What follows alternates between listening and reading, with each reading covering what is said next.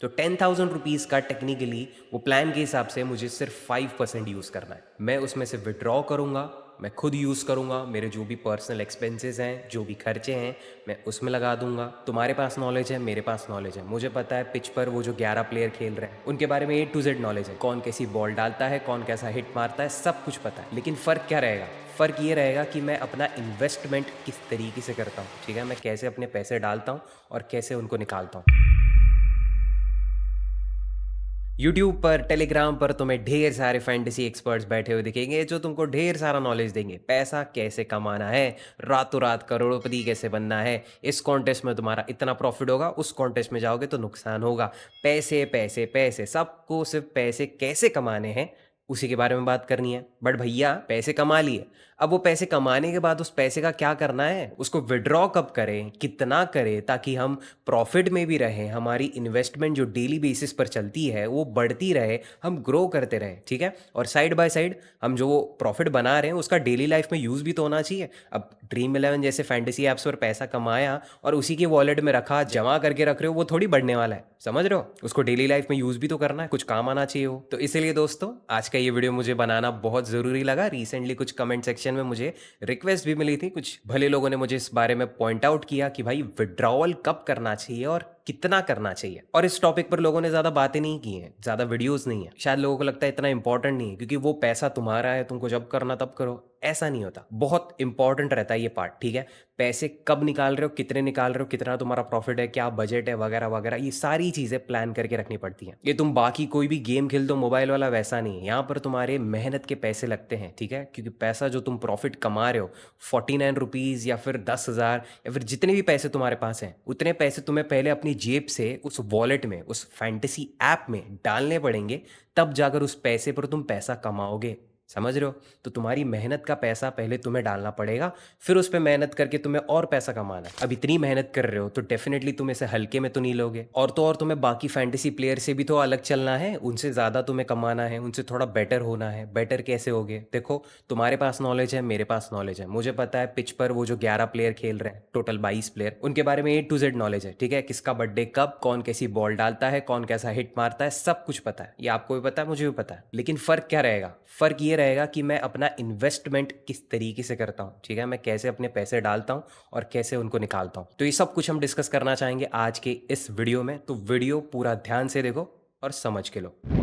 तो सबसे पहले हम शुरुआत करेंगे एक प्लान के साथ, ठीक है?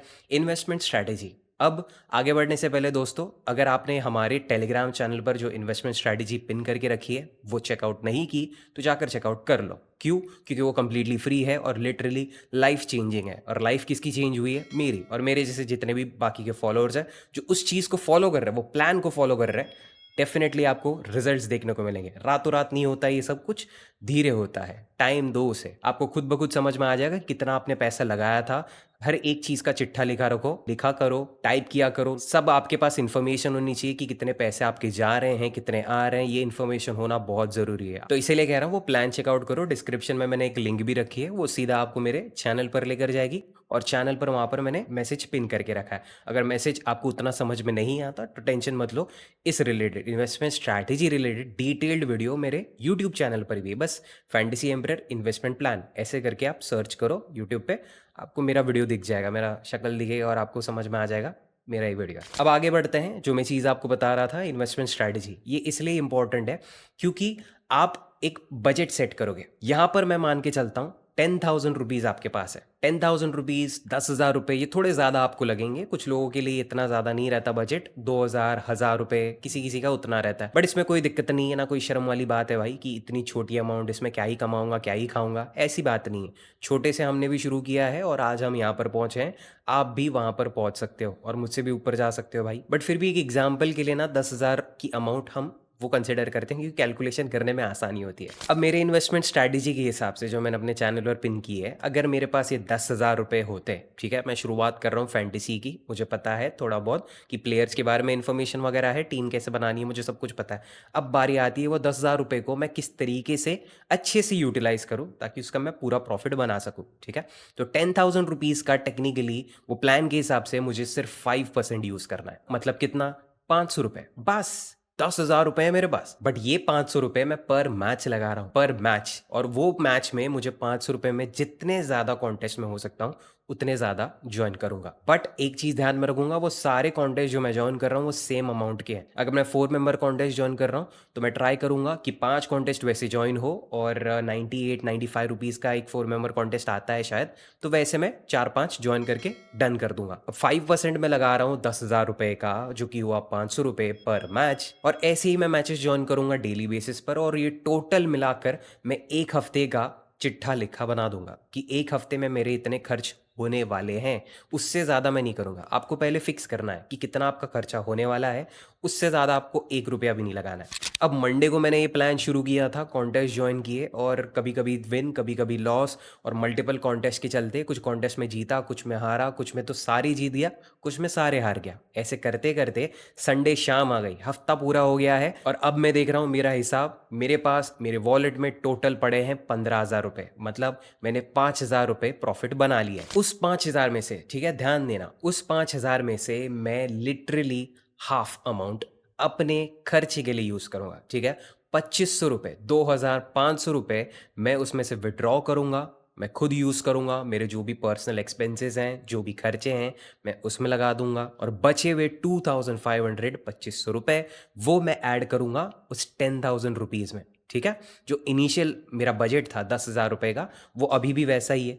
उसमें मैंने 2,500 रुपये अभी ऐड कर दिए, तो टोटल कितने हो गए अभी? 12,500 रुपये। तो अभी हमारा जो नया बजट है सेकेंड वीक के लिए, वो रहेगा 12,500। तो 12,500 का जब आप 5% कंसिडर करते हो पर मैच, तो जहां पर आप 500 लगा रहे थे पहले हफ्ते में, अब सेकेंड वीक में आप पर मैच लगाओगे 625 रुपये। तो ये हमारी ग्रोथ हो गई। माना इतनी ज़्यादा नहीं है, लेकिन दोस्तों थोड़ा थोड़ा करके ही आपको आगे बढ़ना है, पेशेंस रखना है। अब ये तो चलो जिनका प्रॉफिट हो रहा है वो मस्त कमा रहे हैं, अपना खर्चा भी चला रहे हैं, सब कुछ बढ़िया चल रहा है। लेकिन सबका सिचुएशन सेम नहीं होता।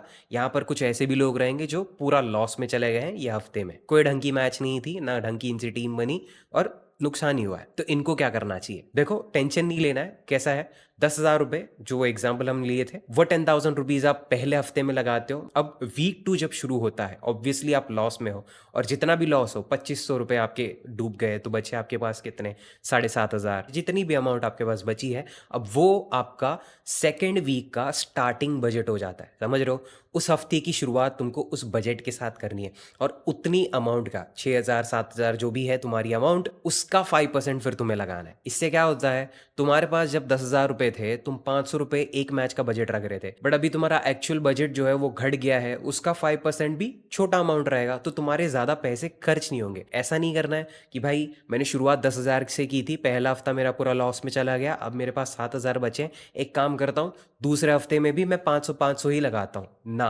तभी आपको जो अमाउंट बची है उसका 5% लगाना है। इससे आपका पैसा कंट्रोल होगा, ज्यादा बहेगा नहीं। ठीक है, पानी जैसे नहीं बहेगा, क्योंकि यहाँ पर टिकना बहुत जरूरी है। और टिकेंगे हम तब जब हमारी जेब में पैसे होंगे। अगर सारे पैसे एक ही बारी में हम हार जाए तो फिर दूसरे दिन के लिए क्या बचेगा? इसलिए कम से कम अमाउंट यूज करनी है, 5%। ठीक है, और इस तरीके से आप मल्टीपल मैचेस का बैकअप बनाकर चलोगे, और देखते ही देखते क्या पता सेकेंड वीक में आपका प्रॉफिट हो रहा है, तो जो फर्स्ट वीक का लॉस हुआ था उसको धीरे धीरे आप कवर कर रहे हो। थर्ड वीक आता है, फोर्थ वीक आता है, और सब कुछ कवर हो जाता है, और अभी आप अच्छे ट्रैक पर चल रहे हो। तो इस तरीके से आपको फॉलो करना है। और जब आप चौथे पांचवें हफ्ते तक आ जाओगे, तो आपका जो ओरिजिनल बजट था, शुरुआत आपने 10,000 से की थी, तो 10,000 के अभी 20,000 हो गए हैं भाई। उसका 5% आप लगा रहे हो, पर मैच में आप 1,000 रुपये लगा रहे हो, तो ये ग्रोथ है भाई। ठीक है, लॉस में चलते हो तो किस तरीके से आपको कंट्रोल करना है, प्रॉफिट में चलते हो तो आपको किस तरीके से करना है। ठीक है, विड्रॉ कब करना है और कितना करना है मैंने आपको वो भी बता दिया, जिससे आप खुद फाइनेंशियली हेल्दी रहते हो। आप खुद भी वो पैसे यूज करते हो, ये नहीं कि कमाया कमाया लेकिन खाना भूल गया, ऐसा नहीं होना चाहिए। तो वो सारी चीजें सोच समझ कर, जो मैं पर्सनली इतने सालों से फॉलो कर रहा हूँ, बस मैंने आपके साथ शेयर किया है। आपको भी अगर ये जेन्युइन लगता है तो डेफिनेटली इसको फॉलो करो। और तो और इस चीज को, ठीक है, ये जो पैसे आप कमा रहे हो, इतना मेहनत आप कर रहे हो, अभी तो पैसे निकालने में भी इतना सोचना समझना पड़ता है, जो कि सिंपल है बट सोचना पड़ता है, राइट? इतना संभाल के अगर हम सारे स्टेप्स उठा रहे हैं, तो क्यों ना उसे थोड़ा और इम्प्रूव किया जाए। देखो, सीधी सीधी बात है, ड्रीम 11 जैसे ऐप्स जो हैं, ये टीडीएस तुम्हारा काटते हैं। 30% प्रॉफिट का तुम्हारा कट जाता है। अब सोचो 10,000 से शुरुआत किए थे, तुमने प्रॉफिट बनाया, ठीक है, 5,000 तुम्हारा, हमने जो पहला एग्जाम्पल लिया था 5,000 रुपये प्रॉफिट हुआ था, उसका 30% तुमको देना पड़ेगा गवर्नमेंट को। और वो तो चलो हफ्ते का था, ऐसे तो 3-4 हफ्ते रहते हैं एक महीने में। करते करते जितना भी आपका अमाउंट होता है, इतने सारे प्रॉफिट का 30% तुम्हारा कटता जाएगा, गवर्नमेंट के पास जाएगा। अगर तुम्हें वो सही लगता है तो बिंदास तुम वहाँ पर कंटिन्यू कर सकते हो, वरना तुम ट्राई कर सकते हो लीगल टीडीएस फ्री ऐप्स, जो कि मेरे डिस्क्रिप्शन, सबसे पहला रिकमेंडेशन मेरा रहेगा लीग 11, ठीक है। वहाँ पर मैं पर्सनली जितने भी कॉन्टेस्ट है वो लगाता हूँ, और आप मेरे टेलीग्राम चैनल पर भी अगर जाओगे तो वहाँ पर जो मेरी विनिंग्स रहती है मैं वो भी अपलोड करता हूँ। मैं कभी लीग 11 पर और जो भी बाकी जितने भी ऐप्स के मैंने लिंक्स दी हैं वो सारे मैं यूज़ करता हूँ। डेली मैं अलग अलग ऐप्स पर खेलता हूँ, थोड़ा स्विच करता हूँ ताकि क्लैशेस कम हो और मुझे भी आइडिया रहे कि ये ऐप कैसा परफॉर्म कर रहा है। ऐसा नहीं कि महीना भर मैंने लीग 11 यूज़ किया, बाकी ऐप्स पर ध्यान ही नहीं दिया, इस पर तो ऐसा चल रहा है, ऐसा नहीं होना चाहिए। इसलिए मैं डेली बेसिस पर अलग अलग ऐप्स यूज़ करता रहता हूँ। वो तो चलो मेरा लुकआउट है, बाकी आपको जो ऐप सही लगता है, जिसका यूआई सही लगता है, सारी चीज़ें आपको पसंद आती है, तो आप कोई भी ऐप उठाओ, सारे टीडीएस फ्री हैं।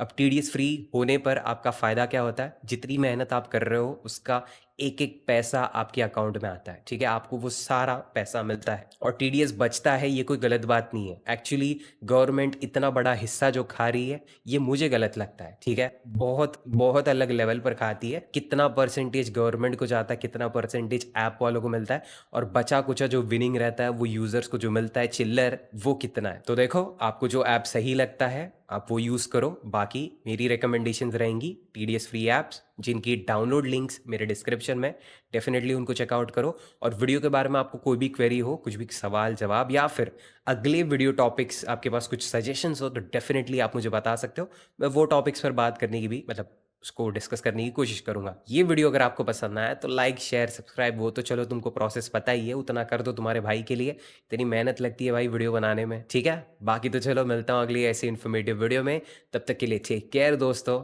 And bye bye.